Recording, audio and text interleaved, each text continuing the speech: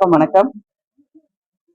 இங்க விருதுநகர் தொகுதியில, பாராளுமன்ற தொகுதியில போட்டியிட எனக்கு வாய்ப்பளித்த பாரதிய ஜனதா கட்சியின் மூத்த தலைவர்களுக்கும், மதிப்புக்குரிய பிரதமர் நரேந்திர மோடிஜி அவர்களுக்கும் முதல்ல என் நன்றியை சொல்ல கடமைப்பட்டிருக்கேன். இங்கே முதல் முறையாக விருதுநகர் எனக்கு புதுசு இல்ல.